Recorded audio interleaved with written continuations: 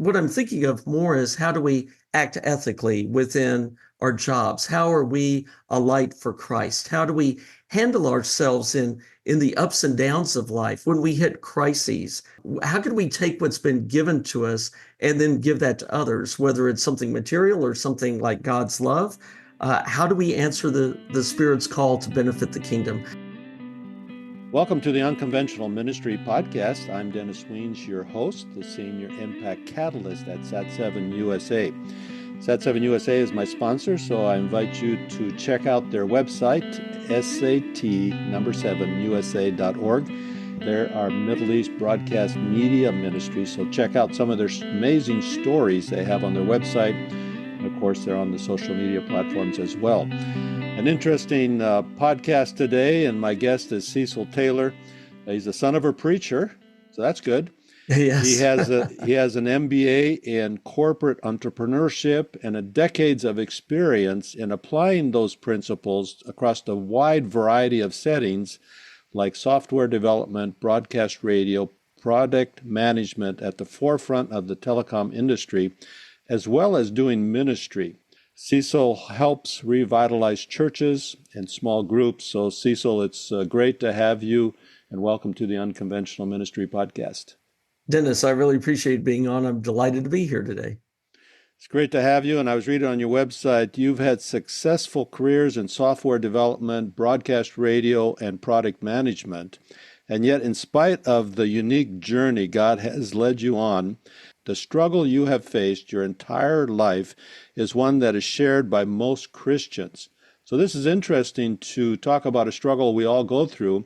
So I'm curious, what is the struggle that you have gone through your whole life? Yeah, it's how to put your faith into practice. It's one thing to do it on Sundays. It's another thing to do it the rest of the week. And as I taught for more than 30 years in my church with small groups and youth ministry, I would hear people say, I can do this stuff on Sundays, but it's really hard to do the rest of the week. And I think this is a problem we have across denominations, is how do we take what we've learned and apply it? And I'm not talking about only during the rest of the week. We need to pray more. We need to read the Bible more. Yes, we need to do those. Absolutely.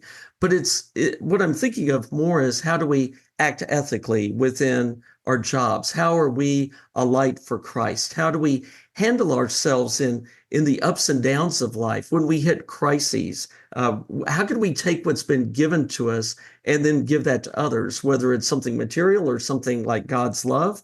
How do we answer the Spirit's call to benefit the kingdom? I think that is one of the essential questions of faith, is how do you put it into practice? Not just belief, but living it out each day. Very good. And, we met at the National Religious Broadcasters Convention, and you were talking about your new book, From Comfort Zone to Trust Zones. What prompted the writing of this book? And I think maybe you indicated that already, the struggle that you've been on all your life, and all of us as Christians struggle. But you've written this book, Comfort Zone to Trust Zones. What prompted the writing of that book? I think, Dennis, that the idea of risk-taking has been present in my prior work. I know in one of my video series, The Legacy Tree, had showed up. And then in my prior book, Live Like You're Loved, I had a couple of pages on risk-taking. And after I wrote the book, I started thinking about that and expanding to begin researching who are kingdom risk takers that I have found in the Bible. And as I did that, I started exploring where Jesus in particular asked people to join his kingdom and to take a risk to do so. So I identified a dozen stories where Jesus invites people out of their comfort zone into his trust zones, where they serve his kingdom while relying on him and taking risks. And then I take the messages and learnings of those stories and apply them to our lives today. How does this apply to me? What are my comfort zones? What are my trust zones that I need to enter? So when you think of comfort zones, what does the average Christian think his comfort zone is? Yeah, when I ask questions in small groups, for example, they will talk about things that it's safe. That's one of the first words. Of course, comfortable, something that they feel competent at, they feel secure. They sometimes will also list it's not as challenging to be in a comfort zone. So those are the kinds of things that are in comfort zones. I find that when people hear the title of the book, they think that I may be talking always about a big leap, and there's a skydiver on the cover, right? So that's a good reason for them to think that. And a lot of times it is a big leap that we're asked to make, but sometimes it's very subtle. It could be that we have a comfort zone of willfulness, doing things my way rather than on Jesus's terms. It could be fear that we protect ourselves and what we have and who we are and not venture out in what Jesus is calling us to be and under his protection. We want to feel better about ourselves. And so we'll seek status or we'll be judgy about other people. We may be trying to hold on to some cherished principles that we prioritize above relationships. So those are the kinds of things that we find to be comfort zones that are subtler ones. People who read the book, Dennis, tell me, I discovered comfort zones I never knew I had. So I think that's one of the keys is for us to be aware of that we have these comfort zones where we feel safe and we're protecting ourselves. And sometimes we need to get outside of that. Now, for our podcast listeners, could you share some of those comfort zones that people have that they didn't even know they had? Does any of those come to mind that you could share with our podcast listeners? Yeah, sure. Of course, there's a dozen of them in the book. I know one that somebody wrote about online was interesting, that they felt like they had been too involved in politics and following political messiahs. And they realized from the book, because I directly talk about that that's something that they needed to revisit. There was another thing also about that a person wrote about certainty, how they want everything in their life to be certain. And I talk about embracing uncertainty. Life is really uncertain when you get down to it. And that may be one reason we grasp for certainty wherever we can find it. But our only certainty really is in the love of God and what Jesus provides us with his salvation. Everything else changes. My sister just sold her house after 20 years. How disruptive was that? That was a comfort zone. She had certainty, and it's been a very emotional thing. Life changes, and we're always seeking certainty, but sometimes it's uncertainty that we need. And some of the things I mentioned earlier about willfulness, how we want to accept Jesus on our own terms and not on his terms, that was a big one to me. I tell a big story in the book about my own conversion from being a Christian who did to a Christian who lived their heart for God, or had a heart for God and Right. lived that way. I think that's a transition that we can make. One of the transitions would be an attitude change, how you approach life. One of my friends just wrote a book on retirement or senior living and getting older and seeing aging as a gift from God. And it just a mind shift that really helps. And so this would be that too. Now, as we move from comfort zone to trust zones, it's not like we have to make a radical change, but we just change our focus. We're willing to take more risks. Does everybody need to go to the trust zone? That is such a great question, Dennis, because the answer is yes and no. So Right. generally, yes, we need to be open to the Spirit's call. We need to take that leap when we need to take the leap. We need to always have an awareness, even if it's in a small thing of helping another person. We need to have the awareness of when we take a risk. However, I can tell you the Spirit has had times of telling me, clear your calendar or don't take that other volunteer assignment because your family needs you. There's times to stay in the comfort zone. We also may stay in the comfort zone because we're good at it. We may be very efficient and effective workers for Christ right where we are. So it's not always that we have to change everything all the time. But sometimes that comfort zone, or that trust zone, maybe that we leaped into at one point, becomes a comfort zone. I talk about this in terms of Peter and in terms of my own life. Peter was first given a call to fish for people, right? And he goes and becomes the lead disciple and was very comfortable with that. And then everything changed. And Christ comes back to him, resurrected, and asks him instead to be the shepherd of people. You're no longer fishing for people. Now you're the shepherd for people. You were in a trust zone that became a comfort zone. And now I need you to go into a new trust zone. And I think that's what we have to be aware of as a possibility. So help our podcast listeners. They're realizing now that maybe they're in a comfort zone. What are some first steps? How do they recognize that they're in a comfort zone? And what are some first steps to move from the comfort zone towards a trust zone?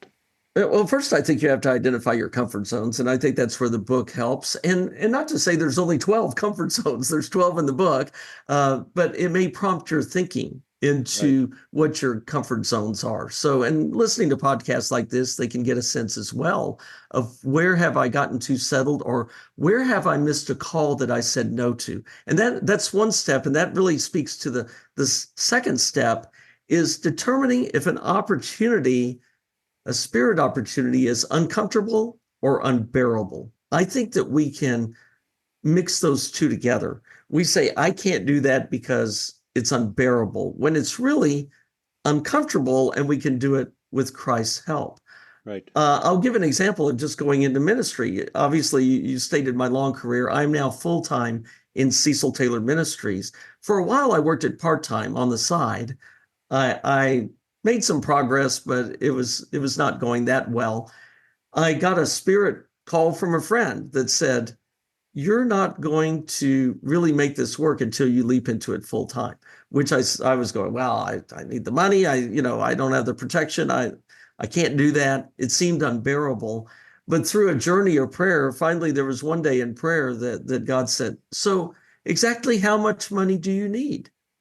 And I knew the answer to that, Dennis. It was, I have enough right now. I Right. have enough right now, whatever it is.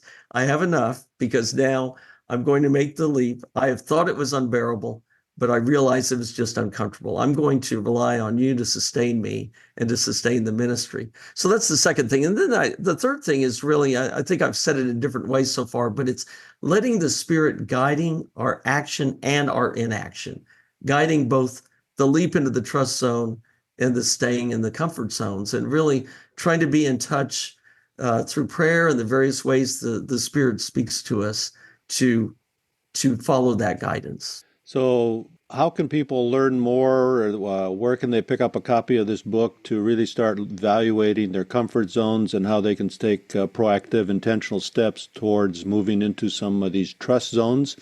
Where can they get more information? Sure. Well, first of all, just to know more about me and my ministry, the best place is ceciltaylorministries.com. That's my website. I'm also on Facebook. If you search for Cecil Taylor Ministries, you can find me on YouTube under the Cecil Taylor Ministries channel. I also have a podcast, and it's called Practical Faith Academy. So if you search for Practical Faith Academy podcast on places like Apple, Odyssey, iHeartRadio, Spotify, Podbean, there's others, then you can find me there. As far as the book itself, I offer it off my store. So there's a store on ceciltaylorministries.com that you can go to. Just you look for the buy now button, and there's other places to link to it. And also it's on the major online booksellers, Amazon, Barnes and Right. Noble, Walmart, is a big bookseller. So it's all over the place online, and whatever your chosen method for that, you can find that. I'm also about to have every time I do a book, Dennis, I put out an accompanying video series with it. And the video series has lagged a little bit this time. I expect to get it out in June. And in June, it will be available through my website, or you can go directly to store.ceciltaylorministries.com and be able to buy the videos there. So, I encourage our podcast listeners to check out your book, From Comfort Zones to Trust Zones, and start identifying those comfort zones that you've lived in for quite some time now. Maybe God is moving you out and to take more of a risk. Now, your ministry has allowed you to travel international, and in the business world, previous to the ministry, full-time ministry, you traveled to many, many countries. What are some life lessons or observations you have from traveling international? Any insights for our podcast listeners? I'm so glad you asked me that, because I always want to tell people about it. I think we are so centric in America in general, and American Christians, that we feel like we know everything, and we have this not invented here syndrome. And you begin traveling and meeting people, and you realize there's smart, clever, creative people all over the world. You need to understand their worldview because they're coming at it from a different angle. You have to realize this person has been in a completely different environment than you and is going to perceive the world differently as a result. So you begin to learn and adapt as you appreciate what other people do. So, for example, for me, for a while, I worked for a Japanese company and was very involved on a daily basis with the Japanese. Well, they have a particular way of doing things. They are a lot slower moving than the rest of the world in their decision-making process. We value, bang, bang, shoot from the hip, go with your gut, kind of thing. And the Japanese are very, very thoughtful and cautious in the way they make decisions. And one thing I learned is that they really rely on data and on evidence. And when I started working into that model and realizing to convince them of anything, I had to have the data, I had to have the evidence, I had to have the customer voice in there, then I actually started making better decisions. And I've tried to apply that even in my ministry is how can I be more data-based, evidence-based, not just what I think or want, but what is the bottom underneath it. So that's one example. I think it's hard for the average person who doesn't travel internationally to get that experience. So I would say really try to value reading and learning as you can, or when you hear some idea that came from another country and the way they do it, really try to understand what's behind it. And is it a better idea than what I have or what we have over here? Yeah, just because it's different doesn't mean it's wrong. That's right. Be open-minded. And of course, I grew up as a third culture kid in sub-Saharan West Africa, and then worked in West Africa for 27 years, and so still find myself thinking international perspective of decision making. So yeah, different paradigms, different cultural dynamics, but very interesting. So Cecil, this is fascinating to talk about taking risks and comfort zones and trust zones and your international travel. So thank you for coming on the Unconventional Ministry podcast. Yeah, thank you for sharing your podcast with me, Dennis. This is the Unconventional Ministry podcast. If you've enjoyed this conversation, please share it with your friends and leave a comment. Sat7 is a Middle East and North Africa broadcast media ministry making God's love visible and the gospel available to everyone in the Middle East and North Africa. Sat7 USA has resources in helping you honor God while protecting your family. You can avoid another regret, which is the failure of not creating an estate plan. Through a partnership with Financial Planning Ministry, Sat7 USA provides Christian experts to assist you in preparing your will or trust, all at no financial cost to you. Visit www.sat7usa.org and click on the tab Planned Giving for more information. Sat7 simplifies the process and makes it easy for you so that your family and friends don't have to bear the burden and regret of your failure to create an estate plan. Thank you again for joining this episode of the Unconventional Ministry podcast.